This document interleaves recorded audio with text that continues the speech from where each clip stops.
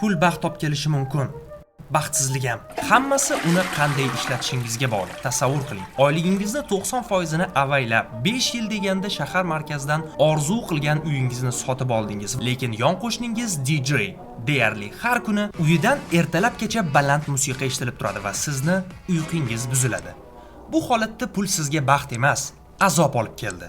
Keyin atiga 20 ming so'mga shovqinni to'sib, uxlashga yordam beradigan maxsus quloqchin sotib oldingiz va nihoyat tinchgina uxlab, tetik uyg'onishni boshladingiz. Bu holatda pul sizga baxt olib keldi, lekin bir necha barobar arzonroqga. Demak, gap pulning o'zida emas, gap uni qanday ishlatishda. Pulni noto'g'ri sarflasak, u bizga faqat stress olib keladi.